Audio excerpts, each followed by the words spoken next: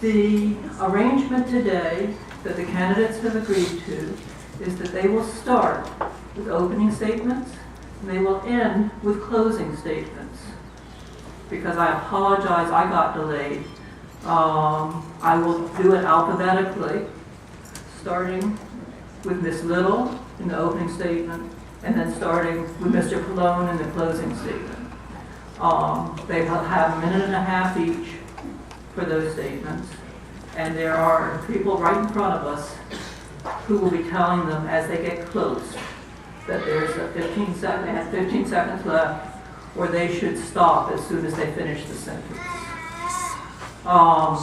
With the answers, I may try to combine several questions. So if you don't hear your question asked exactly, it may be because I combined it with another question that was similar if I could. They will have a minute each for the answers. So if you addressed a question to Ms. Little, Mr. Pallone gets a chance to comment on it. If you addressed a question to Mr. Pallone, Ms. Little gets a chance to comment on it. And if you address it to both candidates, then I'll just go back and forth. Okay, Ms. Little. Good evening, everybody. My name is Anna Little, and I want to work for you in Washington. I'm running for Congress because there is a huge disconnection between the representative in District 6 today and between the people of District 6. I believe this was highlighted in 2009 in some town hall meetings where there was strong sentiment expressed to this representative relative to a health care bill which he co-authored, and in which he said that he thought better of your advice, and he has now enacted with a majority in the House that health care bill into law. But I believe the most important issue facing us as Americans today is jobs and the economy and the taxes and how that all relates to a healthy economy in America. We need to focus on this now. It is extremely important that our economic issues be addressed immediately. We have seen in the example of Greece what happens when they go unaddressed. With this, we have to also take a look at immigration issues as they impact both health care and jobs and the economy. And I believe that is the platform I'll be running on, because that is what you all have told me is concerning you. My focus as a mother, a wife, and a daughter is to be your representative, to bring the voice of New Jersey to Washington as the Founding Fathers intended, and to restore federal government to the size and scope as dictated by the Constitution of the United States. Thank you.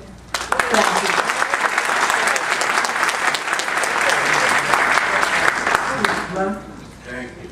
I want to say that my goal in Congress has always been to try to grow and protect the middle class and families. And that's why I've been very concerned over the years about health care, safety, and environmental issues. I've worked very hard during my tenure in Congress to clean the ocean, to close all the ocean dumping sites, to fight against big oil companies that want to drill off our coast, to clean up Superfund and brownfield toxic waste sites, and I will certainly continue to do that with the legislation that I've proposed for this Congress and for the next Congress.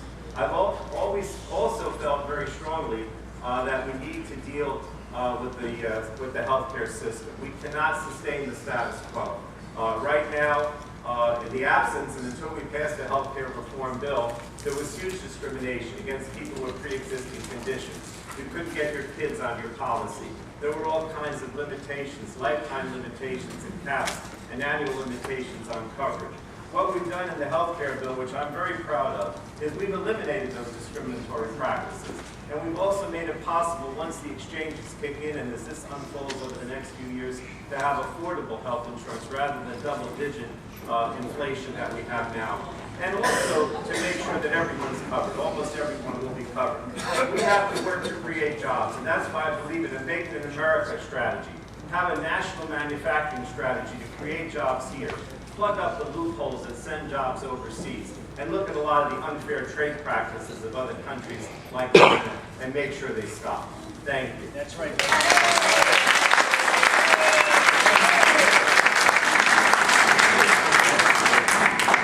Thank you.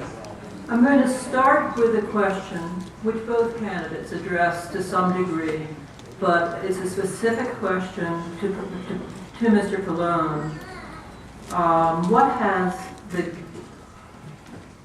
government specifically done to reduce the federal $13 trillion deficit? Well, I think that what we really need to do if we're going to reduce the deficit is, first of all, we have to get defense spending under control. We have to bring our troops home from Iraq and Afghanistan. We have to stop spending so much money on these overseas ventures. As you may know, I did not support the Iraq War. I think it's been a tremendous waste in terms of both money and also the many thousands of lives that have also but I also think that over time we can get the deficit under control if we reduce spending. And also, one of the things we need to do is to, when we renew the tax policy at the end of this year, not give huge tax cuts to corporations and to wealthy people. That will also help to reduce the deficit over the long run. It's a very important issue, and it can be addressed both by reducing spending as well as particularly with regard to defense and our overseas wars. Thank you. Ms. Little, a slight variant of a question for you. What will you do to reduce the deficit? Well, I will reduce government spending. We will reduce the size of federal government to the scope intended by the Founding Fathers as evidenced by the United States Constitution. There are 17 enumerated powers. Those departments and agencies that function within those enumerated powers will remain. Those that don't should be handled at the state or the local level by the states or the people. And that will be the first start. We also cannot deficit spend in government. We do not deficit spend at home. When the balance in the bank account is zero, we stop spending. We need to have more revenue before we can spend again. And incidentally, you can't spend the same dollar twice, which means if it's intended on the budget for one item, it cannot then be borrowed and brought to another budgetary line item. That's simple math. We need to approach government in a very straightforward, simple method in order to deal with the spending issues. I think it is unfair to target the military. That's a national defense issue. Without our military, we have no sovereign nation. And so we definitely need to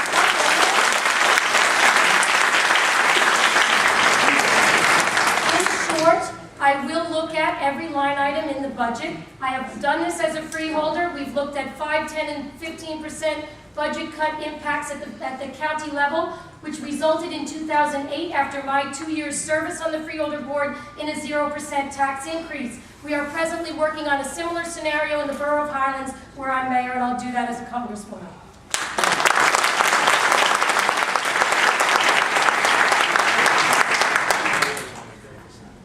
This is a question for both candidates.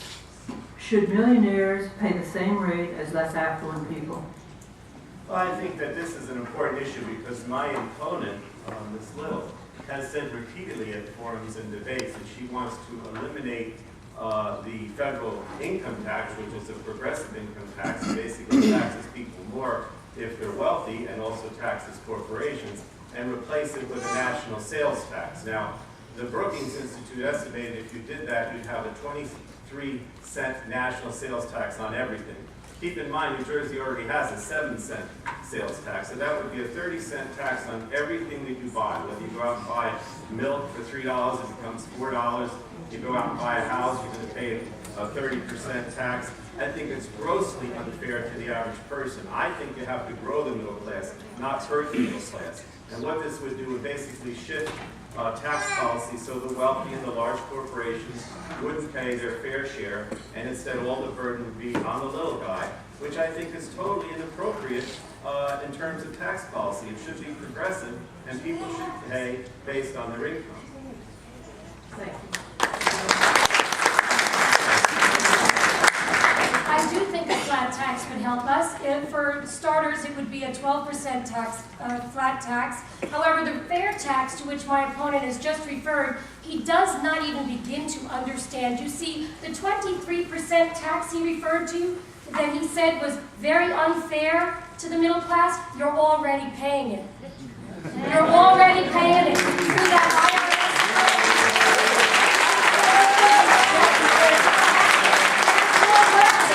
then the Holy 23% tax, you're already paying the 7% tax at the state level. Under a fair tax, you would receive, actually, a broadened tax base where you would probably end up paying less than the 23% because more people would be paying in. It's, again, simple math. You see, more taxpayers means each individual pays less tax. Right now, 50% of Americans pay tax. We need it to be 100%. That's right.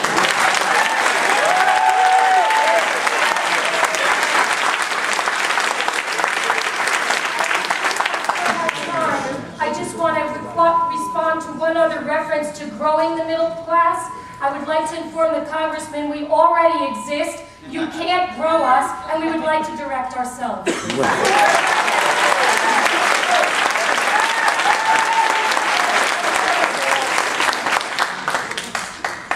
The next question goes first to Ms. Little. Entitlements are putting this country under and in debt, in debt beyond our ability to pay. Obamacare is just another entitlement. Specifically, what do you propose to reform? How do you propose to reform Social Security before it goes bankrupt? Well, entitlements is very broad. Social Security I'll refer to. Part of the funding problem with Social Security right now is that there are too many Americans out of work.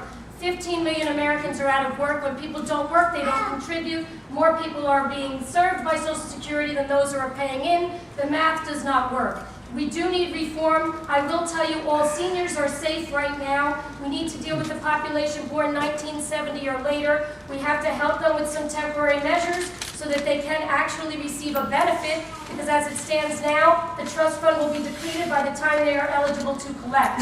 And then as far as reforming, we need to get government spending down so that we can take care of people and put forward the secure retirement eligibility that we have had and our parents have had before us. As far as the entitlement culture, it's a bad situation, ladies and gentlemen. We've taught people to be dependent on the government. We've taught them that that's okay. And ladies and gentlemen, every one of us is an independent, self-determining American. We all want to take care of ourselves. Yes, when we're down and out, we need a little lift, but we have to transition welfare and social programs so that those who are dependent on public help will be able to get back to private sector jobs and independence and freedom and choices as soon as possible.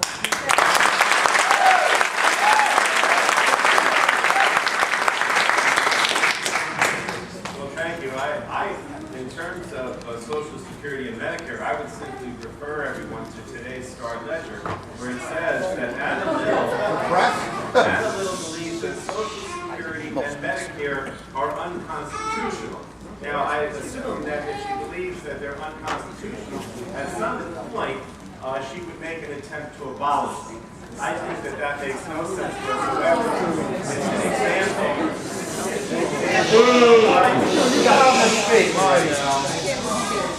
It's an example of how she basically doesn't care about the middle class and seniors. Argue that at some point we should abolish and Medicare. Now, I think what we need to do is address these things. With regard to Medicare, in the healthcare reform, we basically plug up the donut hole. We have a prescription drug benefit right now, but there's a time when you don't get it if you start to spend more than a certain amount of money. So what we did in the healthcare reform is we gave people a $250 rebate this year. Starting next year, drug prices, when you reach that donut hole, will be reduced 50%, and eventually they will simply be phased out. So I think that the answer is try to protect people, not raise the age for Social Security, not privatize Social Security, certainly not abolish or suggest that Social Security and Medicare are unconstitutional. Right. Thank you.